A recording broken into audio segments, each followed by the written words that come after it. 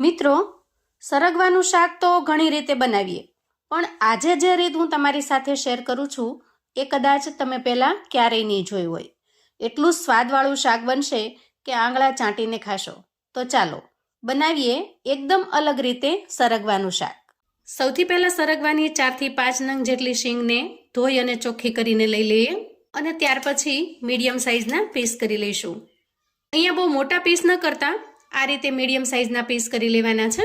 મોટા ભાગે આપણે સરગવાનું શાક બટેકાની સાથે બનાવતા હોઈએ છીએ અથવા તો ચણાનો લોટ નાખી સરગવાની કઢી પણ બનાવતા હોઈએ છીએ. પણ આજે આપણે જે શાક બનાવીશું એકદમ યુનિક અને અલગ છે. અને એક વખત જો તમે આ રીતે સરગવાનું શાક બનાવી લીધું તો રેસીપી એટલી પસંદ આવશે કે હંમેશા તમે આ રીતથી બનાવવાનું પસંદ કરશો. હવે સમાર્યા પછી પણ સરગવાને આપણે એક વખત ધોઈ લઈશું.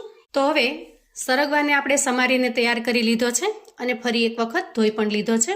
હવે અહીંયા અગાઉથી જ એક કડાઈની અંદર 1 થી 1.5 ગ્લાસ જેટલું પાણી મેં ગરમ કરવા માટે મૂકી દીધું છે અને પાણી પણ ખૂબ સરસ રીતે ગરમ થઈ ગયું છે. એમાં આપણે સરગવાને ઉમેરી દઈએ અને બધી જ શીંગ પાણીની અંદર સરસ રીતે ડૂબી જાય એ રીતે સેટ કરીશું. ત્યાર પછી એક નાની ચમચી અડધી ભરી અને આપણે એમાં મીઠું ઉમેરીશું અને થોડી હળદર ઉમેરીશું.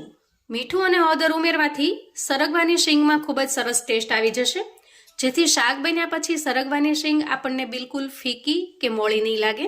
હવે આ બંને વસ્તુને સરસ રીતે મિક્સ કરી લઈએ અને ઢાંકણ ઢાંકી સરગવાની શીંગને બાફી લઈશું.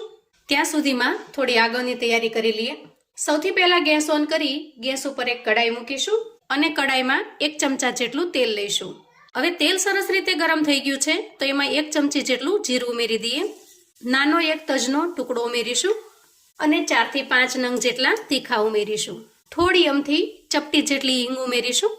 હવે જીરું સરસ રીતે સતળાઈ જાય એટલે એક મીડિયમ સાઇઝની ડુંગળીને મેં આ રીતે ઝીણી સમારેલી છે એને ઉમેરીશું અને તેલની અંદર ખૂબ સરસ રીતે એને સાંતળી લઈશું. જ્યાં સુધી ડુંગળીનું કાચાપણું દૂર ન થાય અને ગોલ્ડન બ્રાઉન કલરની ન થાય ત્યાં સુધી આપણે એને સાંતળી લઈએ.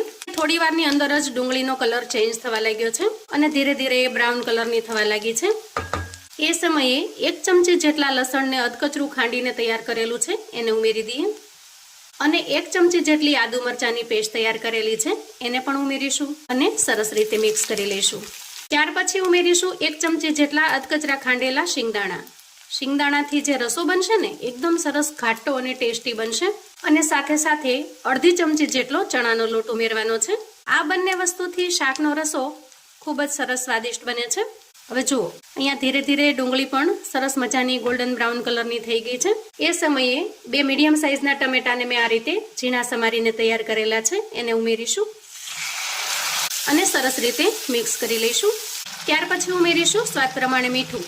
તો આપણે અહીંયા સરગવાને બાફવા માટે પણ મીઠાનો ઉપયોગ કરેલો છે, તો મીઠાનું પ્રમાણ તમારે એ રીતે રાખવાનું. હવે મીઠાને મિક્સ કરી દઈએ જેથી ટમેટા ઝડપથી સોફ્ટ થઈ જશે. તો આ રીતે ઢાંકણ ઢાંકી અંદાજે 1 મિનિટ સુધી થવા દઈએ. ત્યાર પછી બાફવા માટે મૂકેલા સરગવાને પણ ચેક કરીશું. જુઓ, અહીંયા સરગવો ખૂબ સરસ રીતે બફાઈ ગયો છે અને એની શીંગ પણ સોફ્ટ થઈ ગઈ છે. આમ કરવાથી ખ્યાલ આવી જશે કે શીંગ એકદમ સરસ બફાઈ ગઈ છે. હવે આપણે એક મિક્સર જાર લઈશું અને અડધી કટોરી જેટલા લીલા વટાણા લઈશું.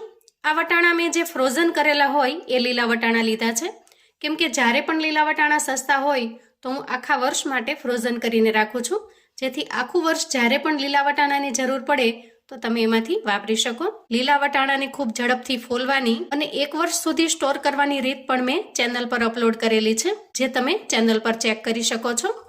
વટાણાને આપણે જારની અંદર ટ્રાન્સફર કરીશું. 3 થી 4 લીલા મરચાંના ટુકડા ઉમેરીશું. આ મરચું થોડું તીખું છે એટલે મેં માપ પ્રમાણે ઉમેર્યું છે અને થોડો એક નાનો આદુનો ટુકડો ઉમેરીશું. ત્યાર પછી એક મોટા ચમચા જેટલું મોળું દહીં લઈશું.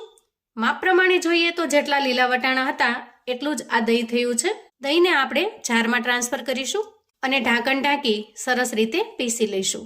જુઓ, આ રીતે એકદમ સરસ સ્મૂથ પેસ્ટ બનીને તૈયાર થશે. અને હવે ટમેટાને ચેક કરી લઈએ. અહીંયા ટમેટા પણ ખૂબ સરસ સોફ્ટ થઈ ગયા છે. વચ્ચે મેં એક વખત ખોલીને ચલાવી લીધેલું જેથી તળિયે ચોંટી ન જાય. ટમેટાના જો કોઈ પીસ મોટા રહી ગયા હોય તો આ રીતે સ્પેચ્યુલાની મદદથી દબાવી દેવાના, જેથી ખૂબ સરસ રીતે મિક્સ થઈ જશે. હવે આ રીતે ખૂબ સરસ રીતે મિક્સ થઈ જાય એ સમયે વટાણા અને દહીંની જે આપણે પેસ્ટ બનાવી છે એને ઉમેરી દઈશું. જારની અંદર જે વટાણાની પ્યુરી રહી ગઈ છે એમાં થોડું પાણી ઉમેરીશું અને આ રીતે લઈ લઈશું. હવે આ બધી જ વસ્તુને એકદમ સરસ રીતે મિક્સ કરી લઈશું અને ત્યાર પછી રૂટીન મસાલા કરીશું. અડધી ચમચી જેટલી હળદર ઉમેરીએ, 1 ચમચી ધાણા જીરું પાવડર ઉમેરીશું, 1 ચમચી લાલ મરચું પાવડર ઉમેરીશું. લીલું મરચું તીખાશ માટે મેં અહીંયા ઉમેરેલું છે, તો તમને જેટલું તીખું ફાવે એ પ્રમાણમાં લાલ મરચું ઉમેરવાનું છે. અને થોડો અમથો ગરમ મસાલો ઉમેરીશું. ગરમ મસાલો ઉમેરવાથી શાકનો ટેસ્ટ ખૂબ જ સરસ બનીને તૈયાર થાય છે. પણ જો તમે ગરમ મસાલો ખાવાનું એવોઇડ કરતા હો તો તમે સ્કીપ પણ કરી શકો છો. હવે બધા જ મસાલાને ગ્રેવીમાં સરસ રીતે મિક્સ કરી લઈશું અને અંદાજે અડધી મિનિટ સુધી આ રીતે ચલાવીને પાકવા દઈશું, જેથી મસાલાનું જે કાચાપણું છે એ દૂર થઈ જાય અને ગ્રેવીમાં સરસ રીતે મિક્સ થઈ જાય. હવે મસાલા મિક્સ કર્યા પછી ધીરે ધીરે એમાંથી તેલ રિલીઝ થવા લાગ્યું છે. અહીંયા તમે જોઈ શકો છો કિનારી ઉપર. આ સમયે આપણે 1 ગ્લાસ જેટલું પાણી ઉમેરીશું અને ગ્રેવીમાં પાણીને સરસ રીતે મિક્સ કરી લઈશું. પાણી ઉમેર્યા પછી ગ્રેવીને આપણે થોડી વાર માટે પાકવા દઈશું. તો ઢાંકણ ઢાંક્યા વગર આ રીતે ખુલ્લી રાખી 2 થી 3 મિનિટ સુધી સરસ રીતે પાકવા દઈએ. હવે જુઓ, અંદાજે 1 થી 1.5 મિનિટની અંદર ગ્રેવી એકદમ સરસ રીતે તૈયાર થઈ ગઈ છે અને એમાં તેલ પણ રિલીઝ થવા લાગ્યું છે. આ સમયે આપણે બાફીને તૈયાર કરેલી સરગવાની શીંગ ઉમેરી દઈએ અને સરસ રીતે મિક્સ કરી લઈએ. હવે ફરી આપણે ઢાંકણ ઢાંકીશું અને અંદાજે 1 થી 1.5 મિનિટ સુધી સરસ રીતે થવા દઈશું, જેથી સરગવો ગ્રેવીની અંદર સરસ રીતે મિક્સ થઈ જશે અને ગ્રેવીનો જે મસ્ત ચટપટો ટેસ્ટ છે એ પણ સરગવામાં અંદર સુધી બેસી જશે. હવે આ પાણીમાંથી સરગવાની શીંગને કાઢ્યા પછી આ બચેલા પાણીનો તમે ગ્રેવીમાં નાખવા માટે પણ ઉપયોગ કરી શકો છો અને એક બીજો પણ સરસ ઉપયોગ છે જે હું તમને આગળ બતાવું છું. હવે 2 મિનિટ પછી આપણે ઢાંકણ ખોલીને ચેક કરીશું. વાહ, જુઓ, અહીંયા કિનારી ઉપર એકદમ સરસ રીતે તેલ રિલીઝ થઈ ગયું છે અને ગ્રેવી પણ ખૂબ સરસ રીતે તૈયાર થઈ ગઈ છે. તો અહીંયા ગેસની ફ્લેમને બંધ કરીશું, ઉપરથી થોડી કોથમીર ઉમેરીશું અને સરસ રીતે મિક્સ કરી લઈશું. હવે આ શાકને આપણે સર્વ કરી લઈશું. તો શાકને સર્વ કરતા પહેલા આ પાણીનો ઉપયોગ કઈ રીતે કરવાનો છે એ પણ બતાવી દઉં. એના માટે 1 ગ્લાસ લઈશું અને બિલકુલ ગાળ્યા વગર એ પાણીને આપણે ગ્લાસમાં ટ્રાન્સફર કરીશું. હવે આ જે પાણી છે એના અંદર મીઠું, હળદર અને ખૂબ સરસ રીતે બાફેલા સરગવાના પોષક તત્વો છે. તો હવે મરીનો પાવડર ઉમેરીશું, એટલે કે તીખાનો પાવડર ઉમેરીશું અને થોડો શેકેલા જીરાનો પાવડર ઉમેરીશું. બંને વસ્તુને ખૂબ સરસ રીતે મિક્સ કરી લઈશું. તો એકદમ હેલ્ધી અને પોષક તત્વોથી ભરપૂર એવું તમારું આ ડ્રિંક બનીને તૈયાર છે. જો તમે વજન ઘટાડવા માંગો છો, ડાયાબિટીસને નિયંત્રિત કરવા માંગો છો, કોલેસ્ટ્રોલ ઘટાડવા માંગો છો અથવા તો ડાયટિંગ પર છો, કોઈ પણ પ્રોબ્લેમ હોય, આ ડ્રિંક એના માટે આશીર્વાદ સમાન બને છે. ખૂબ જ હેલ્ધી અને ટેસ્ટમાં પણ લાજવાબ બને છે. તો હવે આપણે શાકને સર્વ કરી લઈએ. બિલકુલ કોરું ન લાગે અને એકદમ સરસ ગ્રેવીથી ભરપૂર બને છે. ખરેખર સરગવાનું શાક બનાવવાની આ રીત પહેલા તમે ક્યારેય ટ્રાય નહીં કરી હોય. આ શાકને તમે પૂરી, પરાઠા, રોટલી કે ભાખરીની સાથે પીરસી શકો છો.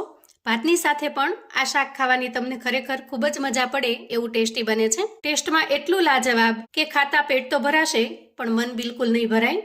તો મિત્રો, આવું અવનવું જાણવા માટે અને મને સપોર્ટ કરવા માટે ચેનલ પર જો તમે નવા છો તો પ્લીઝ ચેનલને સબસ્ક્રાઇબ કરો. વિડીયો ગમે તો લાઈક અને શેર કરો. તમારા સગા સંબંધી મિત્રોને પણ આપણી આજની એકદમ ટેસ્ટી એવી સરગવાના શાકની રેસિપી ચોક્કસથી મોકલી આપજો, જેથી એ લોકો પણ બનાવીને તૈયાર કરી શકે, એન્જોય કરી શકે અને એના પરિવારને પીરસી શકે. કોમેન્ટમાં મને ચોક્કસથી જણાવજો મિત્રો કે આ રેસિપી તમને કેવી લાગી છે. તમે મારો વિડીયો ક્યાંથી ને કયા ગામથી જોઈ રહ્યા છો એ પણ ચોક્કસથી જણાવજો. તમારી કોમેન્ટ વાંચી મારા ઉત્સાહમાં વધારો થાય છે. તો ફરી મળીશું એક નવી રેસિપી સાથે. ત્યાં સુધી આવજો મિત્રો.